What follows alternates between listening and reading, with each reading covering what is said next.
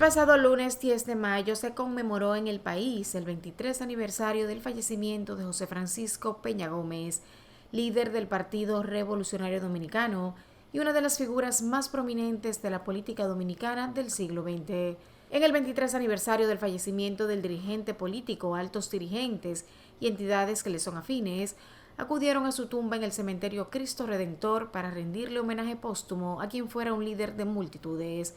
José Francisco nació en la Loma del Flaco, cruce de Guayacanes, Mao Valverde, el 6 de marzo de 1937.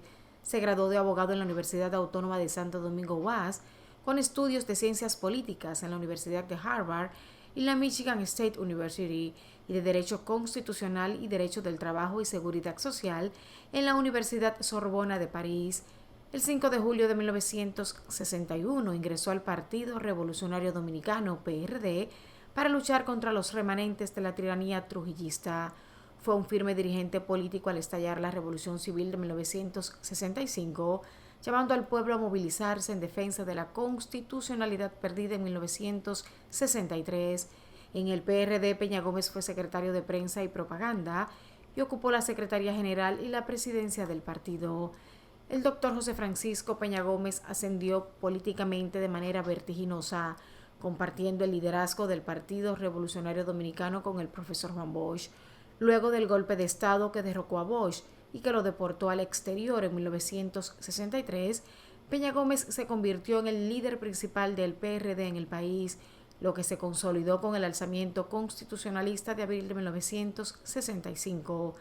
Bajo la dirección del doctor Peña Gómez, el PRD ganó en 2 ocasiones seguidas las elecciones presidenciales, en 1978 y en 1982.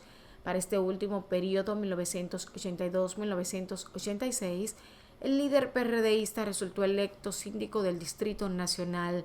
Fue candidato 3 veces a la presidencia de la República, 1990, 1994 y 1996. En el 1996, Peña Gómez gozaba de la simpatía de la mayoría de la población. Sin embargo, no consiguió el número establecido para considerarse ganador, lo que causó una segunda vuelta electoral en la cual se realizó una alianza entre el PRCC y el PLD que logró la victoria. Peña Gómez fue vicepresidente de la Internacional Socialista y presidente para América Latina de esa misma organización. Durante 4 años luchó con un cáncer pancreático. Finalmente, un edema pulmonar cobró su vida a los 61 años, el 10 de mayo de 1998, días antes de las elecciones congresuales para la cual se postulaba como síndico de Santo Domingo. Su velatorio se realizó en el Centro Olímpico, donde acudieron personalidades del país y miles de personas a darle el último adiós.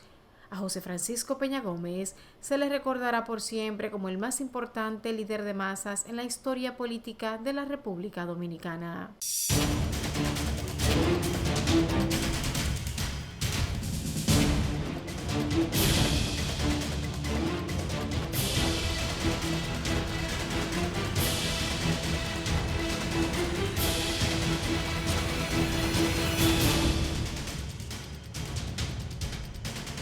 Buenas noches, República Dominicana. Bienvenidos a una nueva entrega de Toque Final.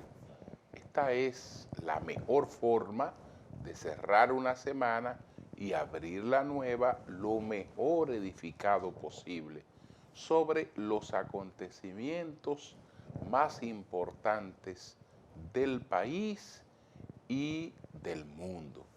Queremos empezar con estas declaraciones que ofreció en Madrid el administrador general del Banco de Reservas de la República Dominicana, el licenciado Samuel Pereira. Dice pues esta nota que el administrador general del Banco de Reservas, Samuel Pereira, se reunió en Madrid con el gobernador del Banco de España, Pablo Hernández de Cos, como parte de una intensa agenda de contacto con empresarios que tiene el propósito de captar inversiones para República Dominicana. Durante el transcurso de esta semana y parte de la siguiente, Pereira se reunirá con ejecutivos de importantes grupos empresariales del sector energía, turismo, industrial, inmobiliario y desarrolladores de infraestructura de puertos, además de asesores y gestores de inversión, con quienes analizará la ejecución de diversos proyectos de interés para el país caribeño. El encuentro entre Pereira y COS se produjo en la sede del Banco de España, ubicada en la calle Alcalá, en el centro de Madrid. Ambos ejecutivos conversaron sobre distintos aspectos relacionados con la banca y las finanzas. Entonces, señores, bueno, el próximo 25 de mayo, según anunció el ministro Roberto Fulcar, tenemos el regreso a las clases. Estamos hablando ya de semipresencialidad en las escuelas. Esto se va a llevar a cabo en todo el territorio nacional. Las escuelas que no estén aún preparadas para arrancar, pues lo harán posteriormente. Y entonces ya estaríamos en una etapa. Algunos se oponen porque dicen que todavía estamos en pandemia, que hay riesgo. Bueno, riesgo hay porque estamos en pandemia, pero esos riesgos están donde quiera que uno se mueve. Están en los barrios donde están los niños que van a las escuelas, pues esos niños, cuando no están en las escuelas, están deambulando con otros niños en su sector, están compartiendo porque no pueden vivir encerrado en la casa, en la pieza donde viven muchos. Tienen que estar compartiendo, tienen que estar interactuando. ¿Y qué mejor que esto ocurra en las escuelas?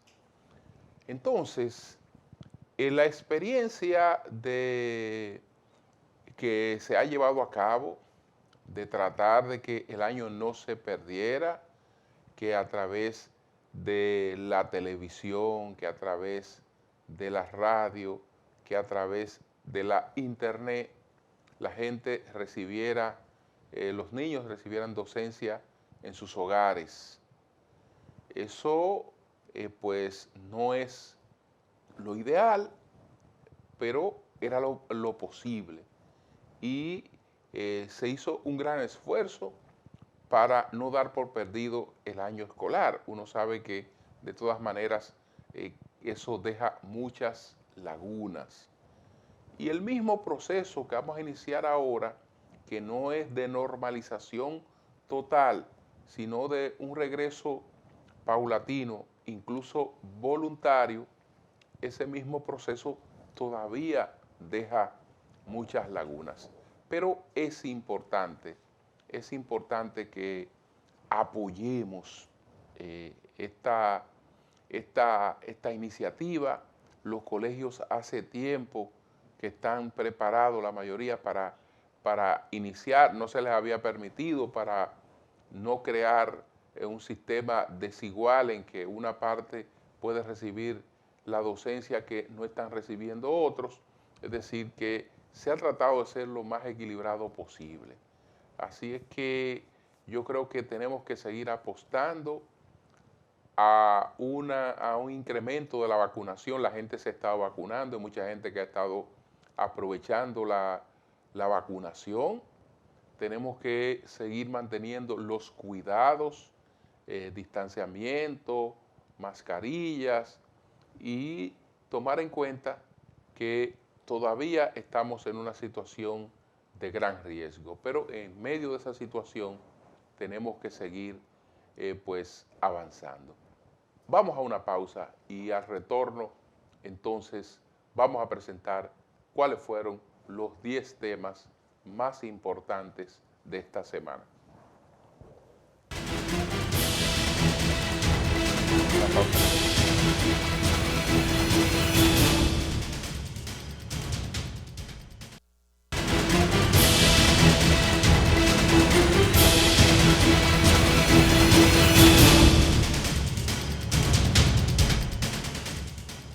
Bueno, señores, se han estado produciendo alzas en los precios de los artículos de la canasta básica. Estamos hablando de los aceites, de los productos cárnicos, de las mantequillas, los jabones, más recientemente los precios de los arroces y todos los artículos han ido experimentando, los huevos han ido experimentando pues una elevación de precio, mientras el ingreso de muchas personas está reducido, y si fuera igual como quiera está reducido porque tiene una menor capacidad de compra. Las razones tienen que ver con la pandemia, porque hay un encarecimiento de los commodities. Estamos hablando de la soya, estamos hablando del trigo. Por eso, por ejemplo, aquí en la República Dominicana las harinas se han incrementado en más de un 7%, lo que arrastra todos los productos que son elaborados con harinas. Entonces, es una situación a la que hay que prestarle pues atención, porque hay personas cuyos ingresos no le permiten completar un mes, tal vez no le permiten completar 15 días de un mes, y entonces tienen que hacer malabares para poder sustentar la comida diaria, para poder tener la comida diaria, que apelando al crédito, que buscando la forma de rendir el peso, que también sacrificando un poco la preparación de los alimentos. Y pues por otra parte tenemos una crisis económica que dificulta mucho el tema de la discusión de incremento salarial. Y aunque se discuta incremento salarial, hay mucha gente que vive de una economía informal a la que no le beneficiaría realmente un incremento de salario. Pero apareció una causa, porque quienes mantienen una campaña internacional para presionar a la República Dominicana que se eche encima el colapso de Haití, descubrieron cuál es la causa de la alza de los productos de primera necesidad en la República Dominicana. Esta semana se publicó un cable DF que dice que las deportaciones y el éxodo de los haitianos encarecen la comida en la República Dominicana. Es decir, las pastas de dientes están más caras porque estamos deportando a los haitianos. Los jabones están más caros porque estamos deportando a los haitianos, pero ninguno de esos productos se hacen con mano de obra haitiana. Incluso la mayoría de los productos que se han elevado de precio tienen un alto componente de importación que no tiene que ver absolutamente nada con los haitianos. Pero todo esto es con la finalidad de mantener la presión sobre la República Dominicana. Entonces este cable dice que un grupo de inmigrantes irregulares haitianos es deportado de la República Dominicana por el paso de Dajabón. En cuestión de semanas, como un efecto mariposa, el precio del arroz con habichuelas está más caro en los mercados de Santo Domingo. Bueno, está más caro, pero no está más caro, desde luego, por este hecho que tampoco se está verificando masivamente en la República Dominicana, que después de la pandemia ha sido realmente muy cuidadosa con el tema de las deportaciones. Señores, ha llegado el momento de presentar cuáles fueron los 10 temas más importantes de esta semana. Adelante.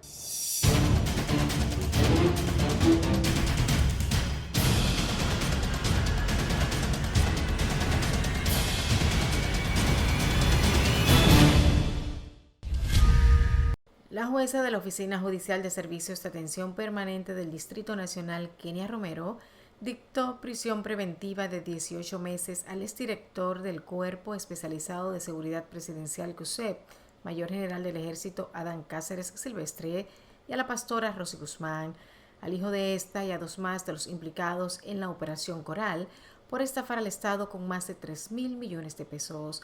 Contra el mayor Girón Jiménez, otro de los implicados, pero que fungió como testigo principal en colaboración con el Ministerio Público, se dictó prisión domiciliaria, como había solicitado el PETCA, que también pidió los 18 meses de cárcel para los demás acusados. Además de Cáceres y Guzmán, los demás enviados a prisión son Tanner Antonio Flete Guzmán, el coronel policial Rafael Núñez de Asa y el sargento de la Armada Alejandro José Montero Cruz. Los 4 hombres deberán cumplir la medida en Najayo Hombres y Rosy Guzmán en Najayo Mujeres. Al motivar su decisión, la magistrada Romero consideró que existen elementos suficientes para sostener razonablemente que los encartados son autores o cómplices de la infracción. También explicó la jueza que a pesar de que los acusados demostraron arraigo para evitar la prisión, existe el riesgo de la obstaculización de los medios de pruebas, en especial las de tipo testimonial, dada la naturaleza y la dinámica de los tipos penales investigados. El mayor del Ejército Dominicano, Raúl Alejandro Girón Jiménez, tras declararse culpable de las imputaciones de corrupción que le atribuye el Ministerio Público, desenmascaró el entramado de corrupción que funcionaba en el CESTUR y en el CUSEP, al revelar en detalles cómo operaba el entramado liderado por el mayor general Adán Cáceres y el coronel Rafael Núñez de Asa. Girón Jiménez aseguró que Rafael Núñez de Asa era el cerebro financiero del entramado de Adán Cáceres y que instalaron en Politur y el Cuerpo Especializado de Seguridad la venta de especialismos. El mayor del ejército dijo que él tenía entre sus funciones recolectar los dineros de las instituciones, montos millonarios, para entregárselo en reuniones nocturnas a Rafael Núñez de Asa. Girón Jiménez explicó que en los allanamientos que realizó el Ministerio Público le ocuparon el celular que contiene las conversaciones de las órdenes recibidas por él de parte de Núñez de Asa. Este alto oficial supuestamente le ordenó a Girón Jiménez que borrara las nóminas de CESTUR para limpiar evidencias, pero en vez de eso las guardó en su disco duro personal que están en poder del Ministerio Público. Girón Jiménez corroboró que junto a los demás implicados en el caso Coral, lograron incrementar su patrimonio injustificadamente, haciendo uso de los fondos públicos y mediante maniobras de lavado de activos, tales como el testaferrato, la constitución de varias empresas para el ocultamiento de bienes, muebles e inmuebles, entre otras modalidades.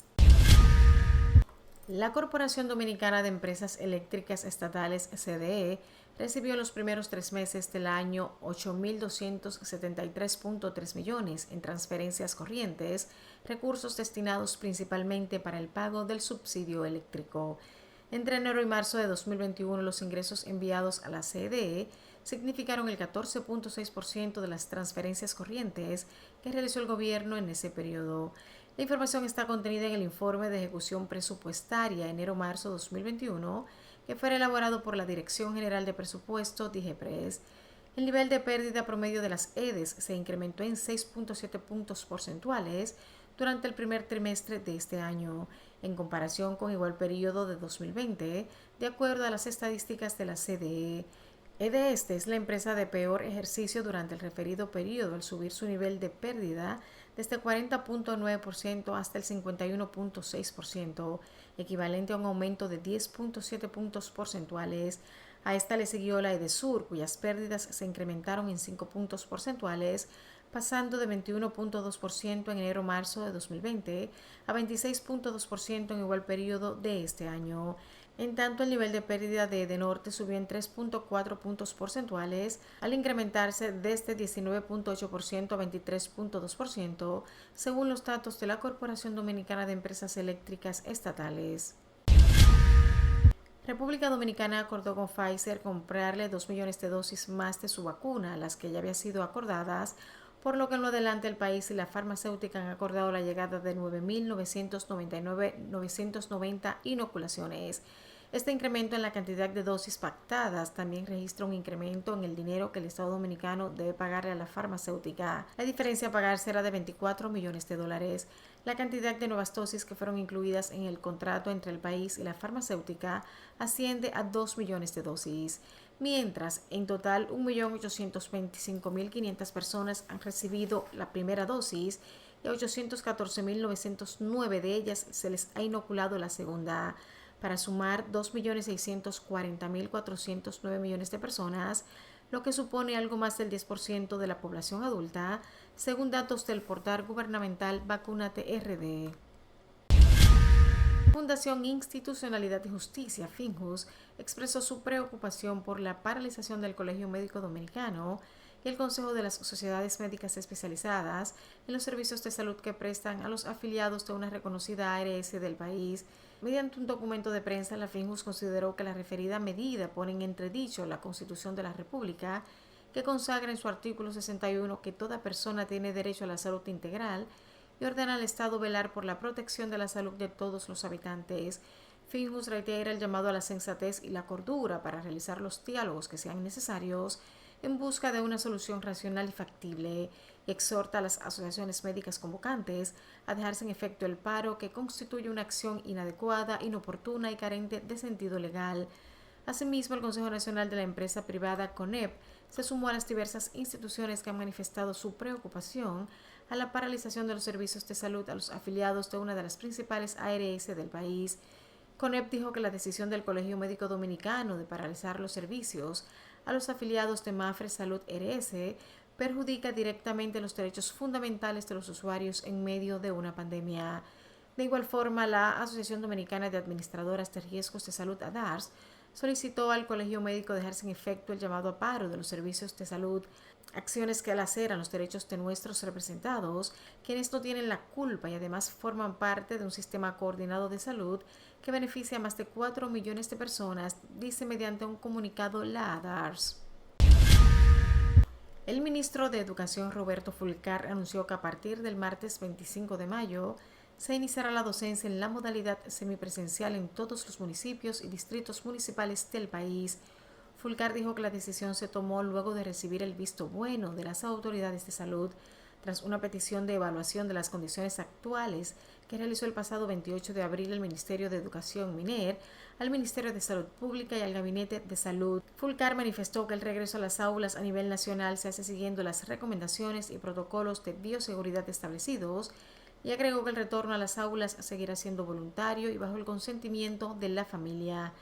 El ministro de Educación indicó que el 25 de mayo iniciará la docencia en el primer y segundo ciclo del nivel inicial, primer y segundo ciclo del nivel primario, sexto grado de la modalidad de educación técnico-profesional y la modalidad de educación en artes y el subsistema de educación en adultos.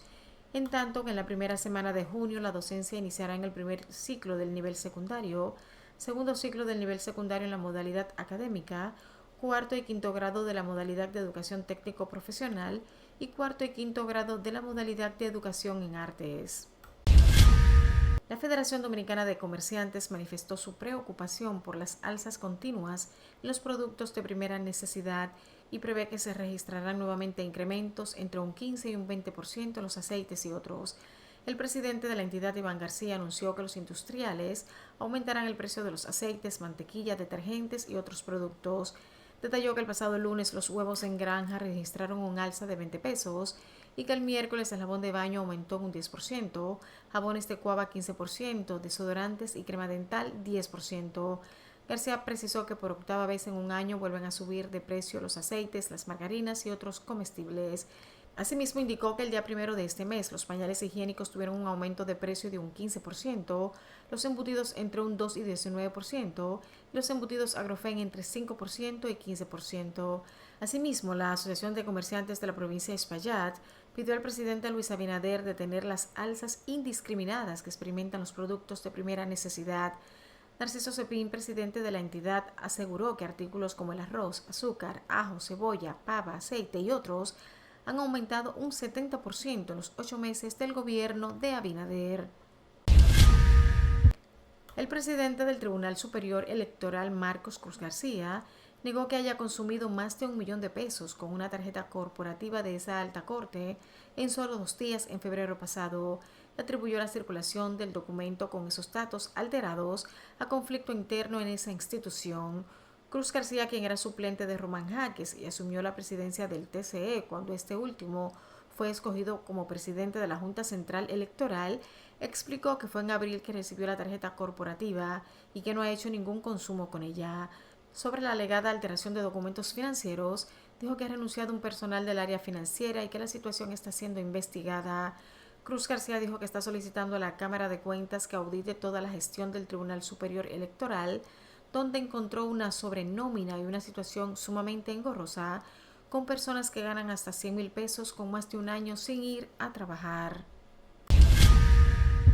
El Comité Central del Partido de la Liberación Dominicana escogió a 35 titulares de las secretarías de esa organización, de los 98 dirigentes que aspiraban a esos cargos, 33 de ellos a través de elección del voto electrónico y 2 por aclamación.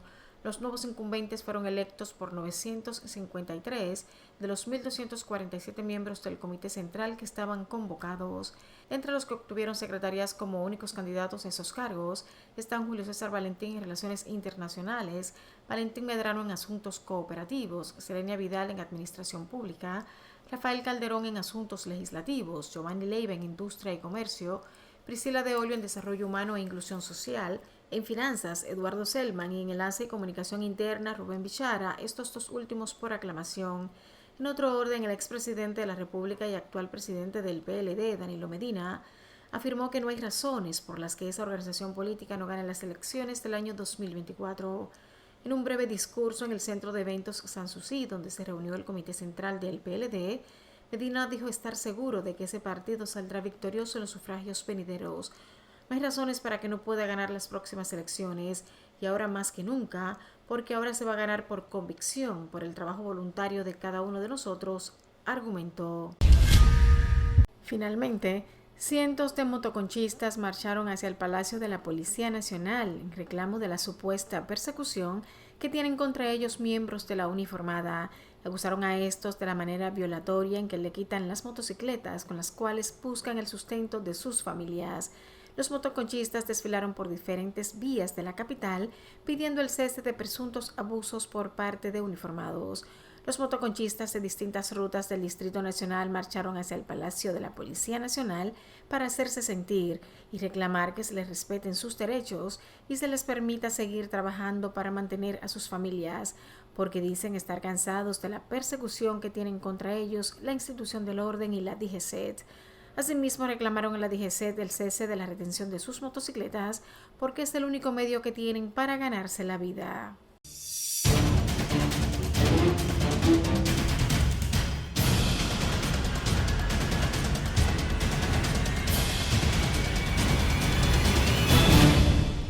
Bien, señores, vamos a una pausa, retornamos en breve.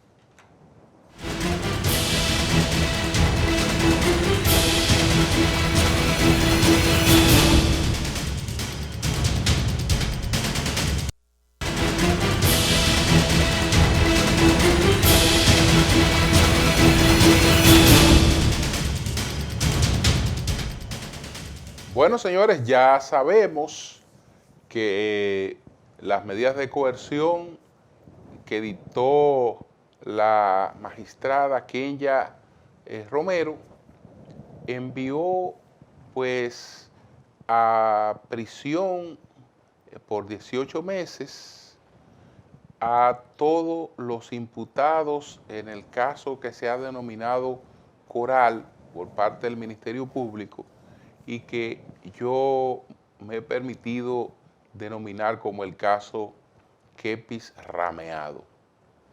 Incluso el general Adán Cáceres y los coroneles que están pues investigados por este caso fueron enviados a Najayo Hombre, a pesar de que la propia Procuraduría General de la República maneja pues una cárcel para altos oficiales o para militares y policías en conflictos con la ley, porque por la naturaleza de las funciones de estas personas no han de estar en las mismas cárceles donde están otras personas con lo que ellos pudieron haber tenido confrontaciones como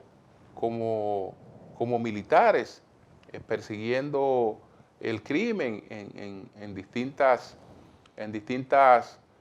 funciones. Entonces se entendió que esto era un privilegio.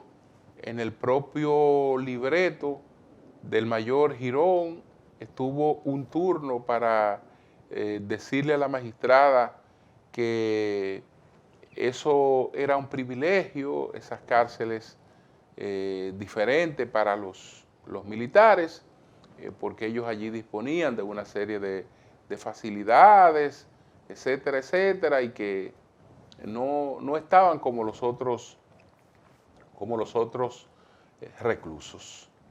Yo creo que ella fue cuidadosa en sus motivaciones, porque ella en todo momento dejó claro que la etiqueta que ha colocado el Ministerio Público a esta acusación es provisional y que su decisión no prejuzga los hechos, no prejuzga el fondo. Ella lo que tenía que ver, lo vio, porque el Ministerio Público le depositó unas evidencias de que esas personas posiblemente estuvieran asociadas en el ilícito que se está investigando y que es un ilícito que envuelve, de acuerdo al Ministerio Público, 3.000 millones de pesos. Y entonces aparece un testimonio, una especie de delación premiada de alguien que, digamos, avala todo lo que está planteado y todo lo que había depositado el Ministerio Público.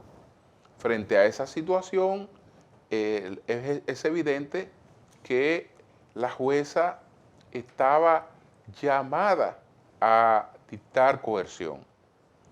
Tal vez ella, aunque los abogados de los imputados no se lo solicitaran, debió pues tomar en cuenta que lo que ella quiere es privar de libertad a estas personas para que no obstaculicen pues la investigación. Y el recinto donde a ellos les corresponde como oficiales no hace la diferencia en ese sentido.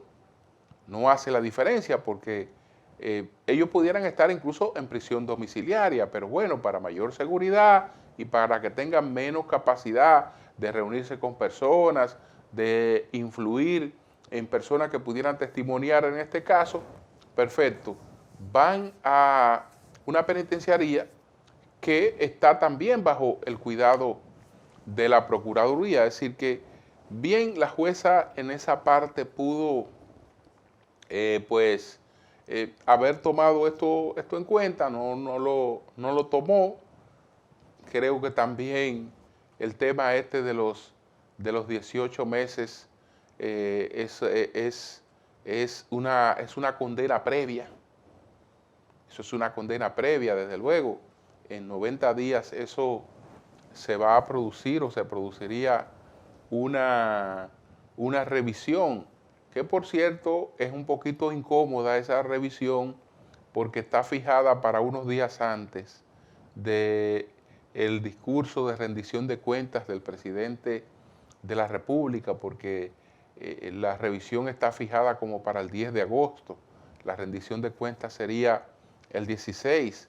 Es imposible prácticamente que se produzca un cambio en este hecho pocos días antes de que el presidente rinda sus memorias, porque aunque supuestamente estamos ante una justicia independiente, esa independencia no deja de tener cierto tutelaje estratégico, porque fíjense que cada operación que hace el Ministerio Público tiene un nombre, sigue una hilación, sigue un libreto, lo que quiere decir que además del aspecto jurídico, el aspecto mediático está ideado, está bien montado, está bien trabajado.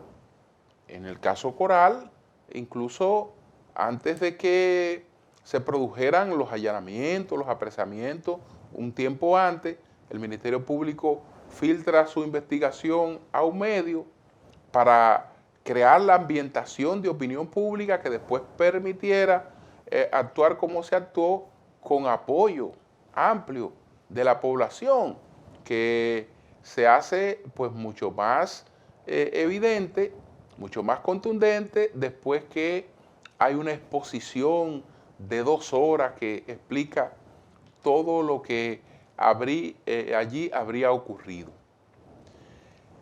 Pero esto no deja de crear un gran malestar en las Fuerzas Armadas, que lo dejan reflejado en el comunicado que se vieron en la necesidad de publicar, que aunque se ponen a distancia de este hecho y aunque proclaman que se han hecho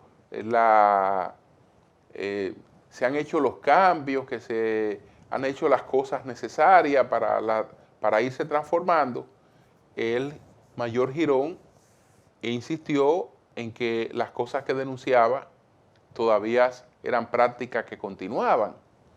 Y además, lo que se está tratando en este caso, que por eso es que lo he denominado kepis rameado, no solo pone en el banquillo de los acusados los que están ahí, porque se está planteando que esos altos oficiales tienen bienes que no pudieran justificar con los sueldos que tienen los altos oficiales en la República Dominicana.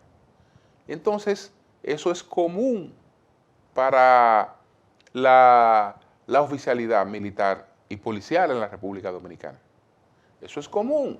Ya veremos por qué, o porque algunos desarrollan actividades empresariales, comerciales, porque algunos pueden estar vinculados en ilícitos. Son varias las razones, pero lo común es que eso sea lo que se describió de cada uno de ellos, pues resulte muy común para la inmensa mayoría. Y entonces ese es un detalle también importante, porque por ahí después podríamos tener conflictos de esos que afectan seriamente la gobernabilidad. Señores, vamos a una pausa, retornamos en breve.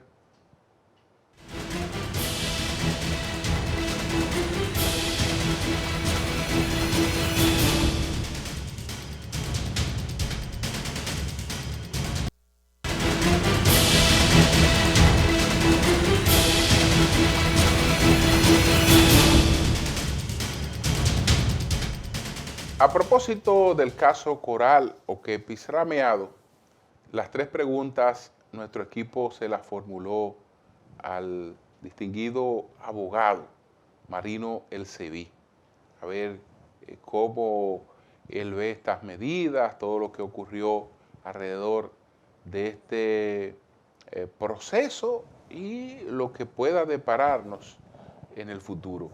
Vamos a escuchar y a ver inmediatamente las reflexiones que hizo para nosotros el doctor Marino Elseví. Adelante.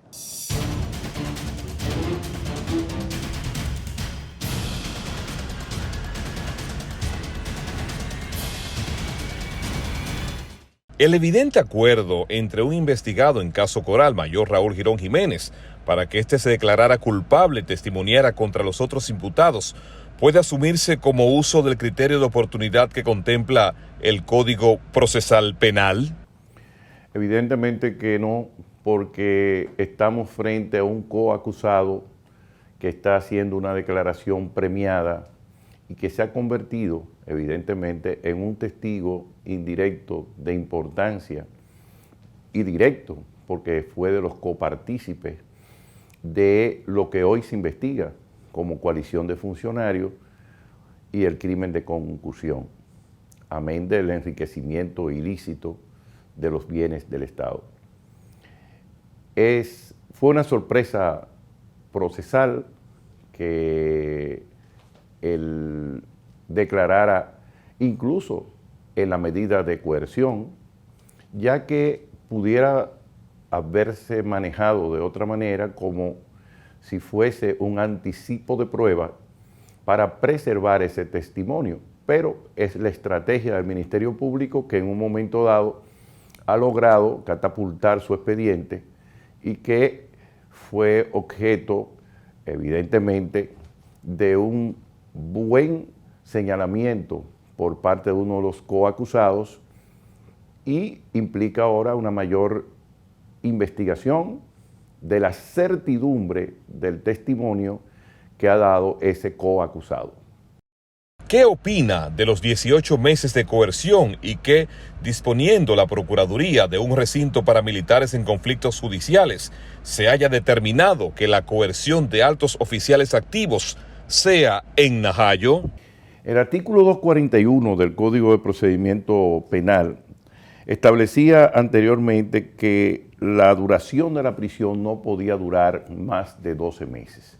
Sin embargo, esto fue objeto de una transformación, debemos decirlo, y fue extendida hasta 2 años. En el caso específico, hay precedentes, como es el caso del coronel de Villa Altagracia, que fue objeto de medida de coerción. Sin embargo, el señalamiento del juez fue ingresarlo en un centro penitenciario especializado de la Policía Nacional. En este caso, la juez no hizo ningún señalamiento especializado, sino que, por el contrario, le dio igual trato a los demás coacusados y el mayor general Cáceres ingresó en la madrugada a la cárcel de Najayo, pero justamente la cárcel modelo, es decir, la cárcel de la reforma carcelaria. Es de conocimiento generalizado que el modo de vida de muchos oficiales de los cuerpos castrenses y la Policía Nacional no guarda relación con los ingresos que perciben de manera oficial. ¿Piensa que este caso abre una compuerta de investigaciones interminables?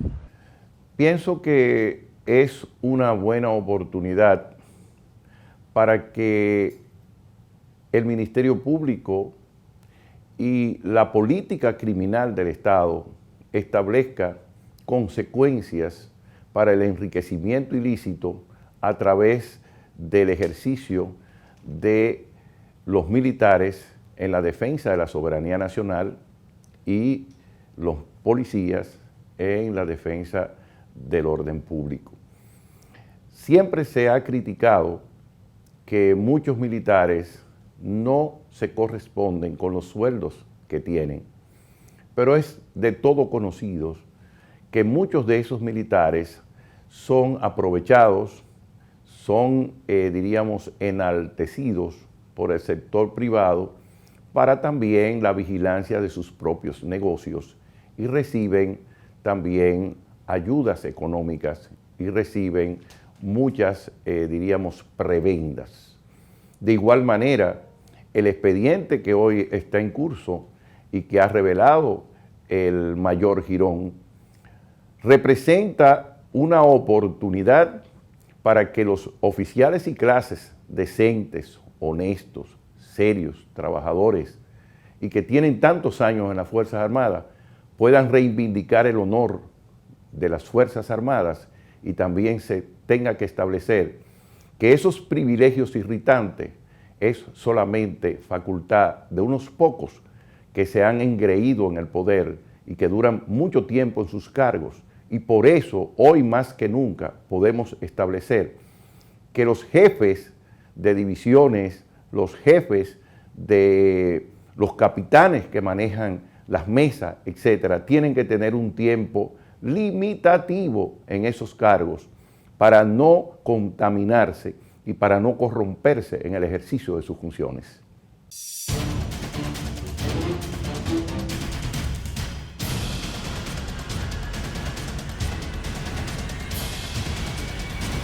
Bien, señores, vamos a una pausa, retornamos en breve.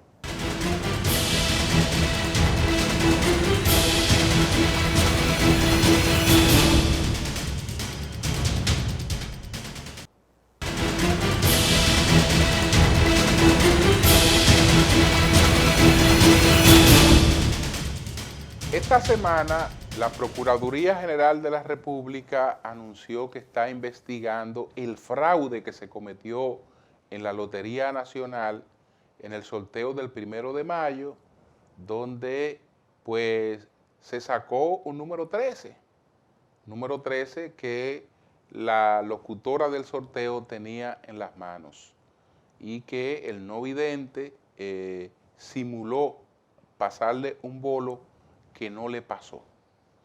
Estamos hablando de una articulación que necesariamente representa un fraude que no se van a arriesgar a cometerlo una locutora y un no vidente.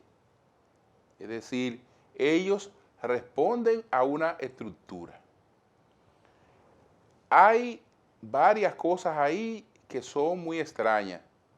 Esa joven no le correspondía a hacer eso ese día y a la que le correspondía la quitan y la ponen a ella. Lo que se ha dicho ahora, mira, ya están suspendidos todos los empleados del departamento de sorteo. ¿Cómo que los empleados del departamento de sorteo van a estar en capacidad de preparar un palo que representa pérdida por encima de los 150 millones de pesos solamente para los banqueros, aparte de lo que eso puede representar para la propia Lotería Nacional? Entonces, ahí tiene que haber responsabilidad mayor. El administrador actual se ha lavado las manos diciendo, mira, estamos investigando, estamos haciendo una serie de cosas, pero no puede ocurrir algo así en ninguna parte sin que la cabeza no tenga que responder por lo ocurrido. Por lo ocurrido. Ya habrá que determinarse si está involucrado, pero de que tiene responsabilidad como cabeza, la tiene, porque entonces si pueden ocurrir cosas como esa, es evidente que ahí no hay ninguna suerte de control ni de credibilidad.